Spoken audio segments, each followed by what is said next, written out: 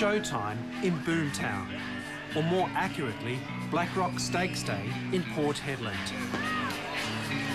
And like any country carnival, there's Sideshow Alley, kebabs, kids and clowns.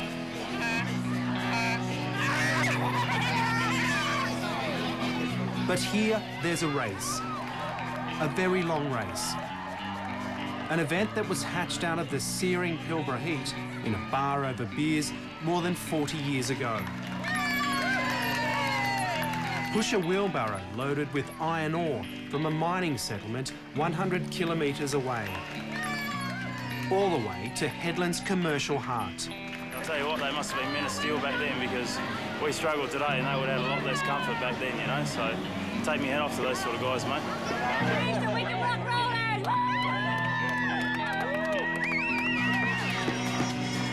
Ever since the early days of the mining industry here, this community event's grown, with the good times and the bad. But this one's the last, and it's a boom that's killed it. I'm just disappointed that this is the end of an era, and I just hope that we can find something to replace it, but I don't think we can ever replace the Blackrock Stakes.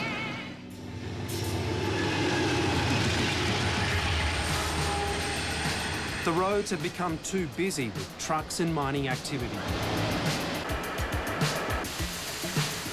Overwhelmingly, the people who work here don't live here. This ain't home. They don't treat it like home. They expect home-style services but don't commit to the community. Hedland's become a dusty doormat for a nation's mining stampede. Used by industry, ignored by governments, and blighted by deep social and economic problems. The heat, the flies, nothing here. The infrastructure, there's no infrastructure here. It's a terrible place. And what happens in Hedland ripples through the economy, affecting the nation's wealth. Tonight on Four Corners, the boom at Ground Zero. Who wins and who loses in Australia's mining money pit?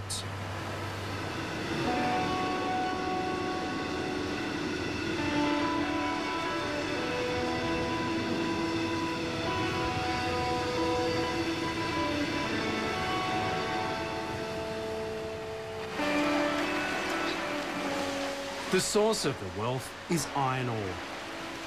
The Pilbara has one of the biggest lodes on Earth, and this is the planet's largest open-cut iron ore mine, BHP Billiton's Whaleback at Mount Newman in the eastern Pilbara. They can't get it out of the ground fast enough. Production never stops.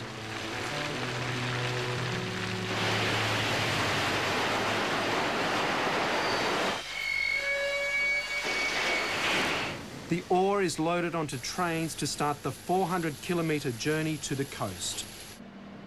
Bruce Martin will guide this $5 million load to a queue of foreign customers.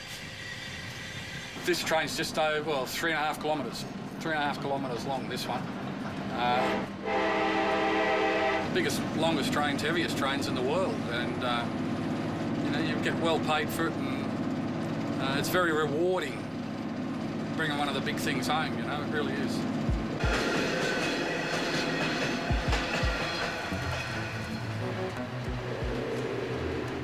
Home is Port Hedland.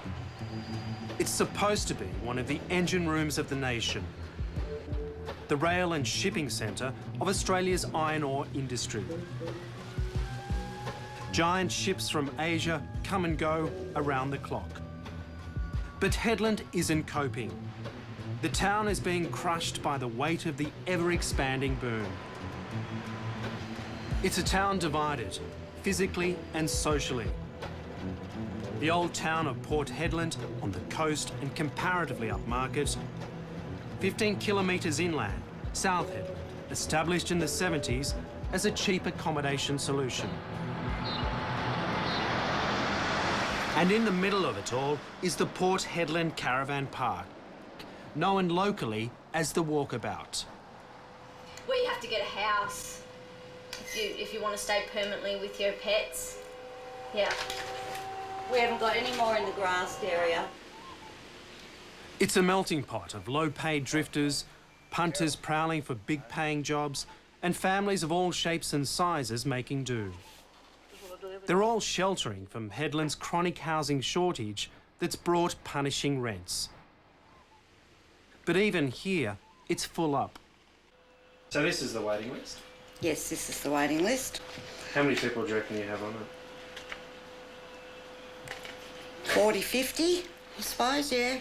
Yeah, so it would have been So he came on the Friday. Cheryl Ahmed says she still gets up to 20 calls a day from people looking for somewhere to stay, while others just front up cold in the hope of securing something. Beautiful, thanks. Okay. The main reason I came up here was Perth's turning into a police state. And everywhere you go, you got to pay fees and fines and taxes by some other name.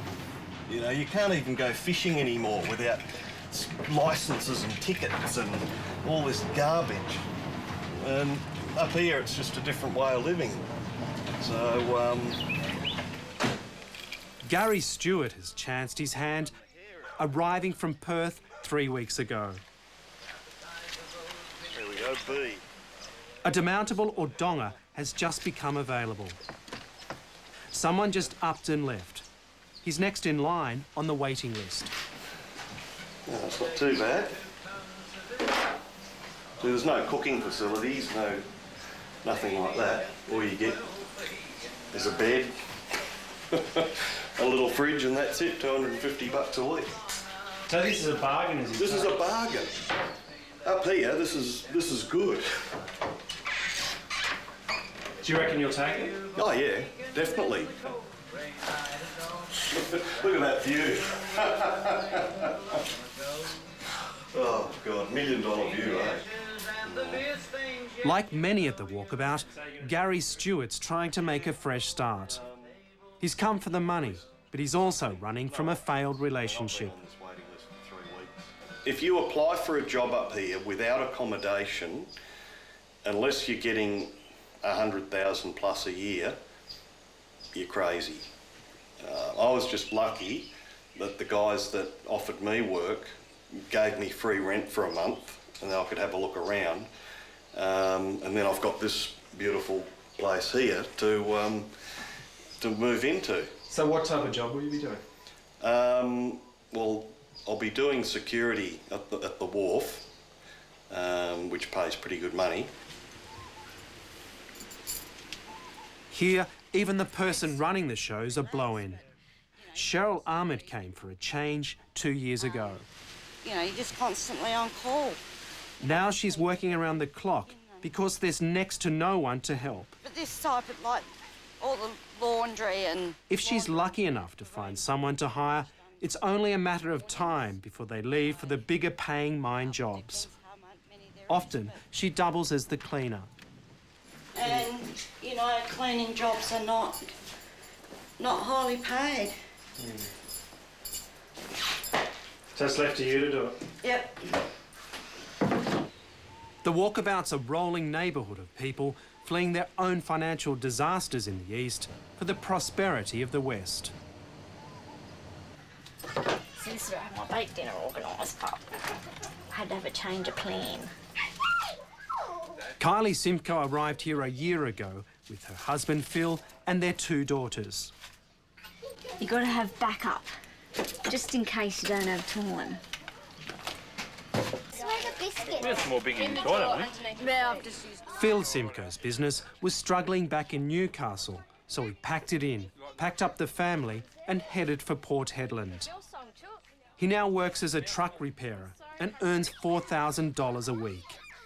It's money he could never make back home. I work 7 days a week and I start at 6 and I finish at 5. I generally work 26 to 28 days out of the month. Come here to work, it's not the best place to live. The environment now is perfect, but come the end of September through to the start of March, end of March, when you get days of 48, 49, 40, and you're under a truck welding, you soon earn your money. The Harrises next door came here out of desperation a year ago from Maroochydore in Queensland. Just watering the grass? Yeah, just try and keep it like we'd have it at home. Green, clean. Yeah. Didn't want to lose the house. Basically, totally and utterly, that was it. Yeah. Defaulting on their mortgage, they put their 4 kids and the dog in the car and headed for the boom. Within days, Rob Harris was earning big money as a truck driver, and his wife Sandy got a job at the local council. To come down and play with us as usual. But even with a combined income of $300,000, they're not about to rent or buy a house in town. Quite frankly, we'd love to set up here. We'd love to be able to afford to buy a block of land in Pretty Pool, Port Hedland, somewhere like that. But at the moment, with such a small amount being released so irregularly, that it's still out of the market. We're still out of the market. I love this. This is a beautiful part of Port Hedland called Pretty Pool. This is our dress circle of Port Hedland. And this is where we have the most expensive property and the most expensive houses. And in the past few years, local real estate agent Jan Ford has seen house prices more than treble. Okay, this house we're coming up to now is in the oldest part of town. Yep. And it's just been sold for $1.3 million. $1.3 million? Yes, it's the land value. And the rents here have exploded. Port Hedland, we've got a 3-bedroom, 1-bathroom for $1,400 a week and a 5-bedroom, 2-bathroom for $1,500 a week in Port Hedland. For newcomers, it's puzzling that here, where the red landscape stretches as far as the eye can see, land is so scarce. The state government has a stranglehold on land and it's been reluctant to release it. This has been a curse and a blessing for agents like Jan Ford. For 10 years since I've been a real estate agent here in Port Hedland, I kept saying we need more land to be released, and I was told if I could prove the demand by the sale of land, then we'd have more to be released. But my sums don't work that way. If I don't have it to sell, I can't prove the demand to sell it. So I guess it's an example of government needing proof before they will invest. And how can we get the proof when we didn't have the product? So unfortunately, the proof had to come by way of escalating rents and really high prices and industry being hamstrung by not enough housing. And it was noted that this particular new development had actually more infrastructure and cranes than the whole of Australia itself. Listening to a briefing on China's industrial growth, Port Hedland's local councillors, Jan Ford among them, must surely be envious. They're actually building a hotel in the centre of the bridge, so you can actually... In China, Pilbara's iron ore is used for nation building. But Hedland CEO Chris Adams is not sure his town can become the city that will be needed to service and sustain the boom. And the pressure is on. Within 5 years, iron ore production will triple and the workforce will double. The companies are now telling us that their biggest risk in growth isn't China falling over, isn't environmental or native title or the traditional problems. The biggest risk in getting the growth projections are people. How do we get people to come and live here? And how do you get them to stay here? Yeah, and how do we... It's attraction and retention of people. That is the biggest challenge up here. Education is seen as not being good enough. Health systems are seen as not being good enough. And then community facilities. Because we're growing so fast, we just don't have the community facilities that are considered normal in the city or in big regional towns. You happy with the way I've answered the questions, Dale? Yeah, pretty much so. Going through here. Chris Adams administers a local budget painfully light on for state government contributions. This year, the WA coffers will all but burst with $2.6 billion in mining revenue. The return here, only $2 million to the council.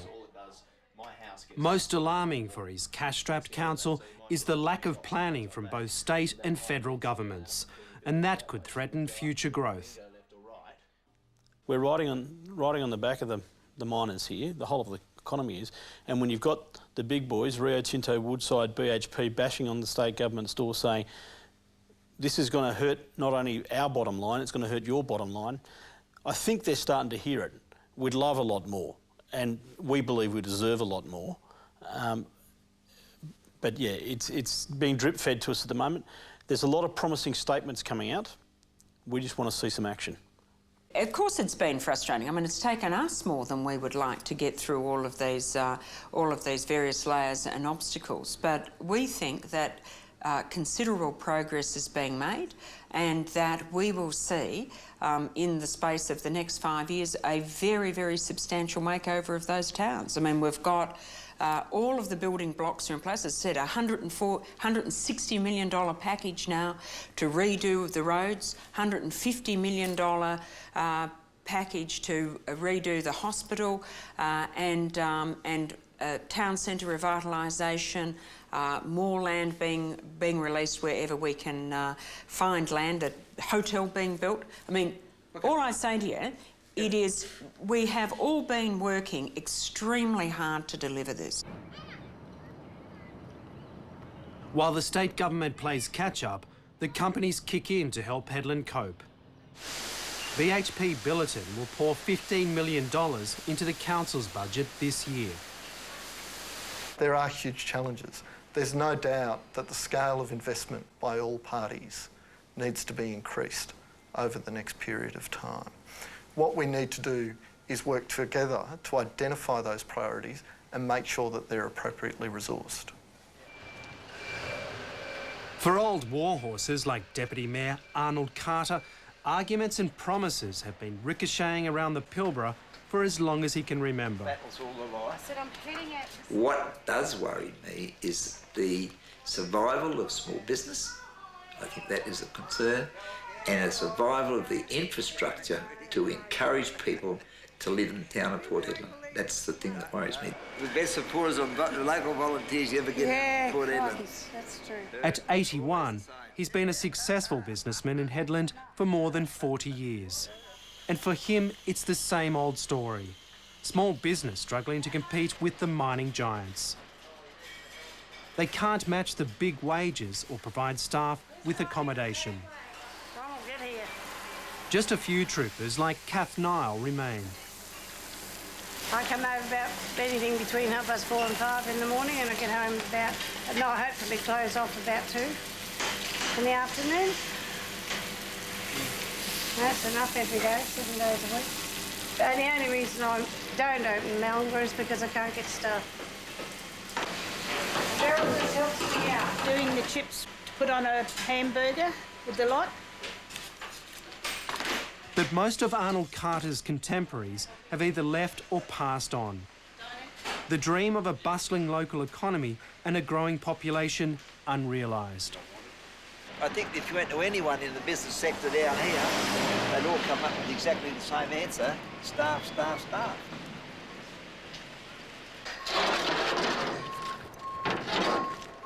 Out of about 70 workers I've had go through my books, I'd say 2 of them actually left town with money in their pocket. The rest thumbed in and thumbed out. Ray Skender runs a small construction company in a town where there are basically 2 jobs. A big earning project with a mining company and the odd cheaper job for anyone else. This job here, supply and lay the concrete, is about $800 a cubic metre. If I had a job in at BHP doing the concrete, I'd be getting $4,000 a cubic metre. That's the difference. So I need to hold it to him. But his biggest problem is labour.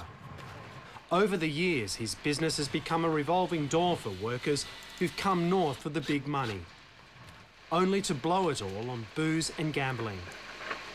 Get that kangaroo out. Everyone comes up here hoping to make a big dollar. Then they find out they can't get accommodation.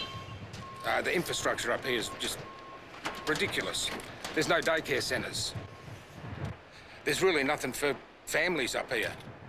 And Port Hedland actually breaks a lot of marriages up. Why is that? Well, there's nothing for entertainment, basically. You work hard, you drink hard.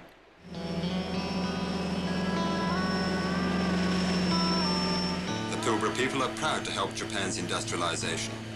But after putting up with the heat and the flies and long working hours, they want more for themselves. better roads, more entertainment, less profits going south, and less company involvement in the running of their lives. Back in the early 70s, the ABC's This Day Tonight reported on the Pilbara's failure to build on its natural wealth and create sustainable, prosperous communities. Money from iron ore. Those who live here say the Pilbara is being planned just as a quarry, as an industrialist paradise, not as a place for people to live, grow up and develop. The single men are living. And what must have seemed a stopgap solution in the beginning would become one of the few structural mainstays of Pilbara life. A workforce that calls somewhere else home. Harder to see them growing. How long would you stay here? 12 months. And then you're off?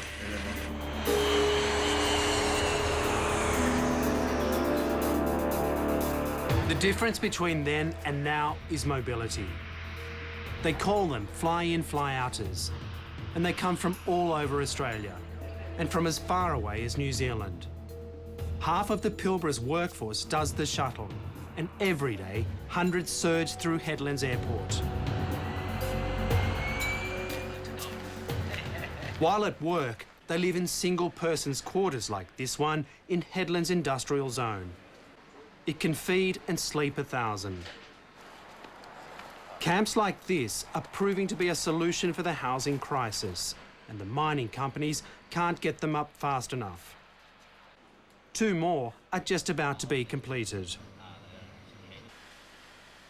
Even Port Hedland's infamous detention centre has been converted into workers' accommodation, now calling itself a beachfront village. The work-rest cycles vary. For these blokes, it's 4 weeks on and 1 week off. They come for the money. 19-year-old Anthony Parks came straight from school and is now earning about $120,000 a year laying asphalt. I've just recently bought a house. I've just sort of got a new entertainment system and lounges and all that in there. I've got sort of my toy car. I got the wakeboard and boat, all that sort of toys and that. Enjoy your life at the Pilbara. But for the older guys at the camp, the long work days and weeks away can take a toll. Wife and kids back in Melbourne? Yeah, back in Melbourne. It's Chris Hedley's last week. When do you go back?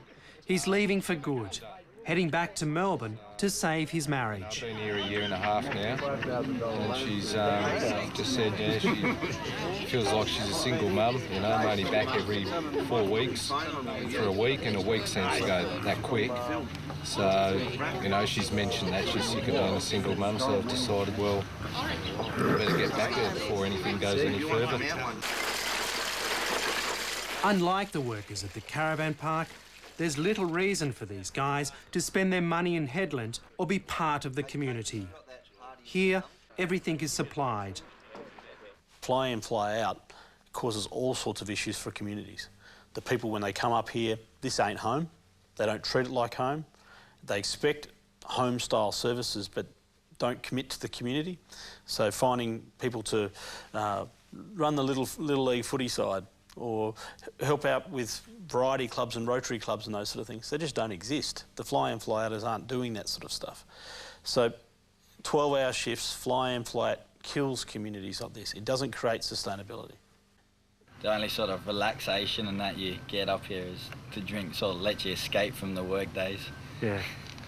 Aside from the Sundays. Yeah. Sundays you can't actually buy alcohol up here. Yeah. Let's just get drunk. I was a number of ages. I can't, I'm a skipper, man, I can't. Good. Oh, well. That means I can get drunk. I'm on P-Fader, so I have to have 0. Anthony Parks and his mates are heading for the pub. Tomorrow will be their only day off in 3 weeks, and they'll hand it over to a hangover.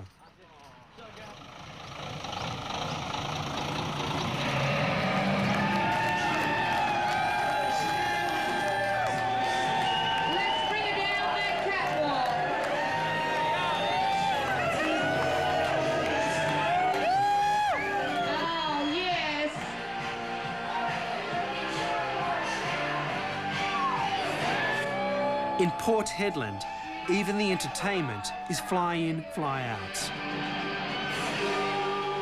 Far from home, These girls have been touring the remote towns of the West for 3 months. Gentlemen, come on, would you like to see some more? Very beautiful Joanna. Yeah, we love it though, because they love the show, and half of them haven't seen females for that long. So when they see our show, they go off. It's good. Yeah, I like it.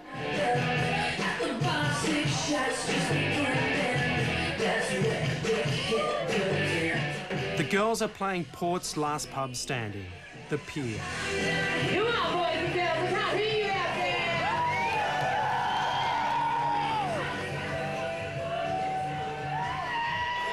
there. Lynn Taylor used to run security here. Then she bought the place. Now she's had enough. You've probably got between 70 and 80% do amphetamines here in this hotel or no? 70 to 80% of the people in this hotel are on amphetamine? Yeah, if not every weekend, once a month at least, yeah. And how does that make your job Extremely difficult? hard, extremely hard. Tell me why. Well, they're way more violent. She's tired of breaking up brawls and the methamphetamine aggro that's flowing in with the fly-in, fly-out workforce. The Pier's up for sale. And it's just because of this mentality that they're out of their environment, they're out of home. Oh, no, they think they can play up. No one can see them. They're way away from home. They're not accountable to anybody. We test regularly for both drug and alcohol use, and our program is consistently adapting to ensure that people, when they come to work, are safe for themselves and their colleagues. G'day, family. Mummy, Daddy, Amo, how you people today? It's probably not surprising that those losing out most here are the people who've made their home in and around Hedland longer than anyone. Now, mining boomtown has come. It just blew everything out, blew our people away from each other. They have 3 bedrooms like that. No gas. Linda Dujaby has come to check on traditional owners sharing a house in South Hedland. This is Mummy Lucy's room. She has to have 2 people in there. They're unwell and are crying out for proper care. And they're living 2 or 3 to a room. This is Auntie Alma's room, and this is how they have to share the room. Very confined spacing. The living room is hot. Too hot. I'm just about going down a train too. Got nobody to help us, trying to collect all our families. The major complaint from these elders is that they're being paid next to nothing in royalties from the companies mining their land. They should realise to help our young people, put them in the right track. They all share the same view. The Pilbara boom has been a curse. You know, it's very shame. Sad, kid. Very sad for our people. Unfortunately, we've seen a number of the Indigenous groups fracture into ever smaller family groups, and the number of beneficiaries of some of those agreements has become smaller. That's a trend that we're not particularly in favour of. It's an area where we'd like to see some of those benefits flow more broadly into the community. Yeah, okay. Won't be long. Linda Dujaby grew up around here, gained a city education and returned 40 years later to help her people. Even though some seem beyond help, like the homeless who live just behind South Hedland's main shopping complex. Pension time, you can get a community of over 50 people around. They spread a bit, and that will include young mums with babies, old people, as you can see. In town, they call them the ditchies, but the people who live out here call it 2 Mile Camp. Who's here? One lonely person, yeah.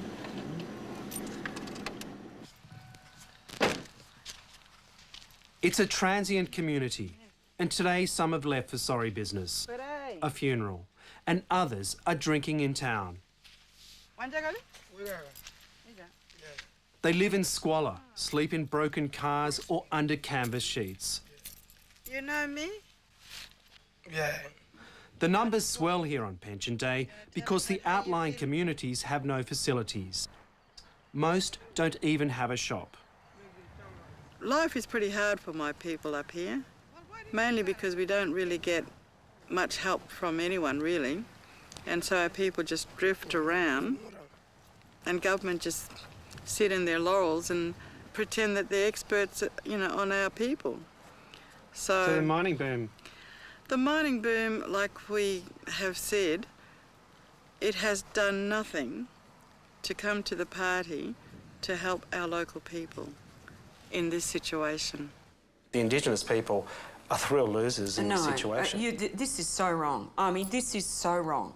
The Indigenous people are being employed in record numbers. I mean, it has been a great travesty that we've had the mining industry operating in the Pilbara now for some 45 years. And really, until the last 5 years, there has been very little Aboriginal employment in the mining industry. What we have seen, we've seen an absolute sea change. Since 2002, we've essentially increased Indigenous employment by 1% per annum, and we reached 10% in the last financial year. We're extremely proud of that achievement, but we think we need to do more. But we're on track to hit a 2012 target of 12%. David Powdrell has a job, but his problem is accommodation. Here he is now. This is my boss. He has no choice but to live in South Hedland's only homeless shelter. Most of the people here have jobs and nowhere else to go. This is my hometown. It's your hometown and you can't find... I can't even get accommodation here. It's just, what, too expensive? Or? Too expensive, and they reckon there's not enough housing. Yeah, I mean, have you tried? How much have you tried? Mate. 45 years old and I tried. Still can't get nothing here. And you worked most of your life? Worked most of my life.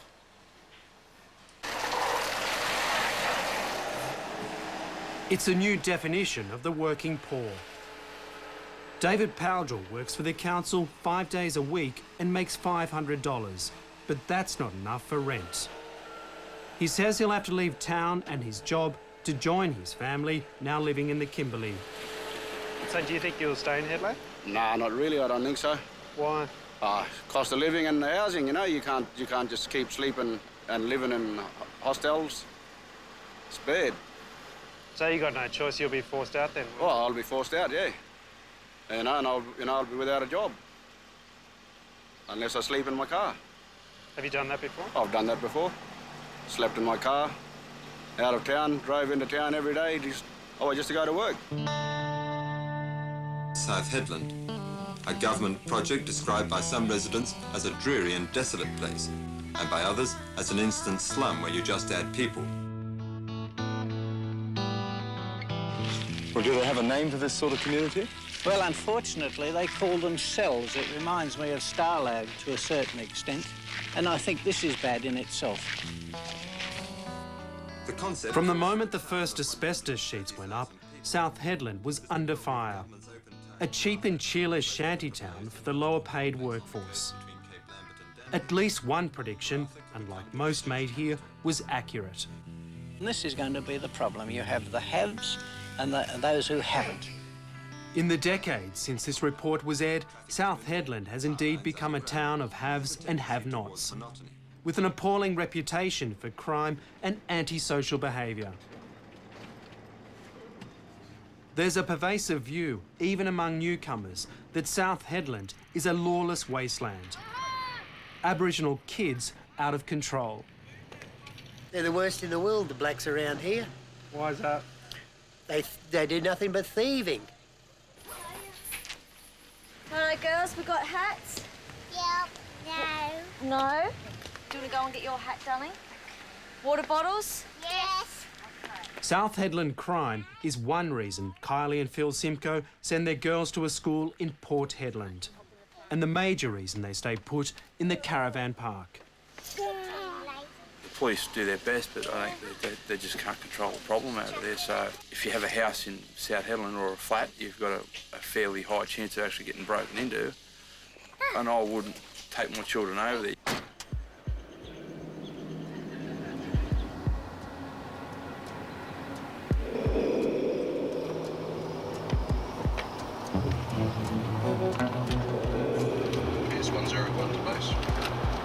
It's pension night, and the officers at South Hedland Police Station are bracing themselves for a busy shift. A lady missing from her workplace for 3 days. Their first call is a report of a missing person. Well, our worst fear is that it's a sudden death. Best case scenario, she's perhaps gone on holiday and just hasn't told anyone. Okay.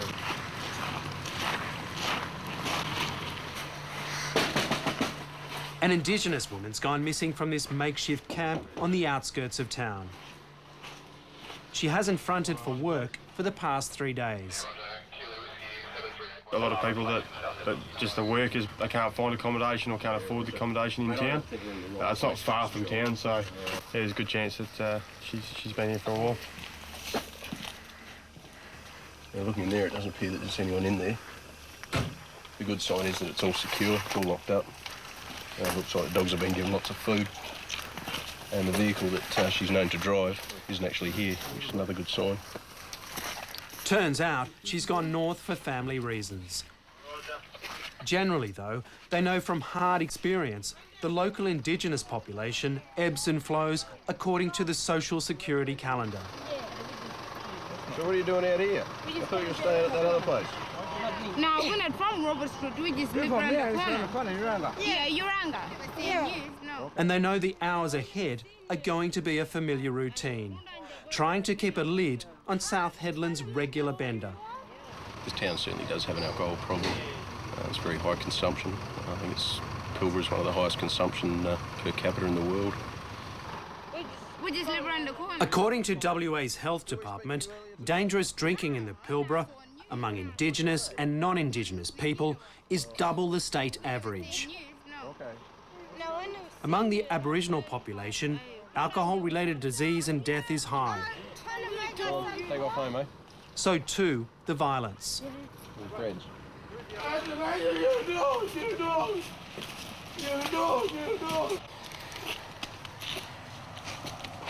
No, stay down here. Just stay down for a sec. I'll tell you when you can get up, okay? Motherfucker! Hey. Now fuck all in there. Jump in. Jump in. In you get. Come on, quick.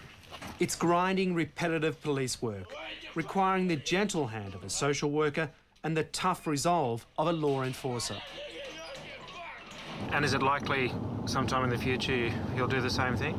My guess would be yes. Yes, you can. It's not the first time we've dealt with him, and probably won't be the last. Danny's not overly happy about coming with us, so we're on our way back to the lockup when I want this.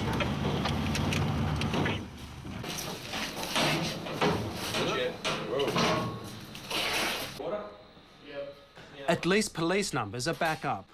Last year, they were down 15 officers until a free rental deal brought more officers north. Are you a prohibited drug user? But this is the work, dealing with public drunkenness and hosing down violence. You on any medication? No. What time are you going home? Bus. It's 9:30 already. The shops are shut. They deal with a constant stream of burglaries and car theft and spend a lot of the night getting the kids who roam the streets safely home. All right, come on. You guys all right? All right then. A large percentage of the burglaries and steal motor vehicles in this town particularly are committed by juveniles. Generally, they'll break into a house and steal car keys and steal the motor vehicle, whether the house is occupied or not. Generally, there's no problems, there's no issues with assaulting people when they're inside or anything like that, but yeah.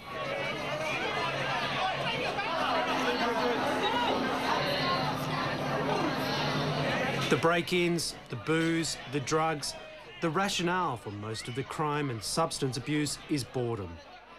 There's just nothing else to do. It's a legacy of inaction, and it's not going away anytime soon. It's the booze and the hard work. You work hard. We work like pigs. And you drink like a pig. That's the master bedroom in there. Sooner or later in Hedland, it's decision time. and most decide to leave. Even long-term locals like Ray Skender. Morning area. It's time to go. Yeah. If I want to keep my relationship going, I've got to leave. Grab some prawns here. To shift into a cooler climate and settle down a bit more and do what I want to do, yeah, I'd reduce my alcohol consumption by half. I was going to build a cocktail bar in here. Unlike most of his workers, he'll leave with something to show for it. His property's on the market for more than $1.5 million. He'll head south and put his feet up. There's the Wedgefield Hilton. This boom's going to get bigger and it's going to get worse. And the only way you're going to survive in this town is basically be a fly in, fly out. Oh, see you, love. Keep in touch, won't you? Yep, nearly vanilla. The wheels are turning at the caravan park as well. Wayne and Sherry are moving. They leave for Cairns on Tuesday. Another family is moving on after 14 months carving their slice of the boom. So why are you leaving now? We're tired. We've been working like 7 days a week, pretty much since we've got here. Wears you down after a while. See you guys.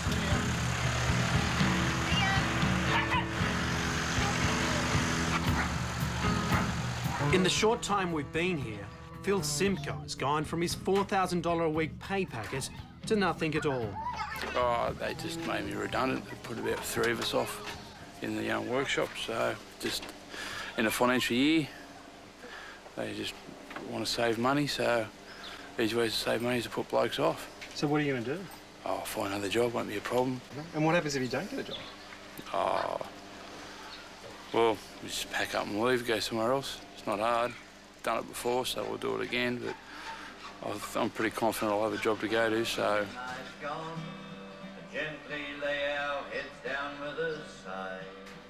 And Gary Stewart will bide his time. Get a security door put on. He hasn't exactly landed his dream job. He's lugging furniture for a removalist on an hourly rate he'd earn in Perth. It's a little bit small. People tell you about this boom, and they're full of crap. What do you think of the boom? Not much of one, is there?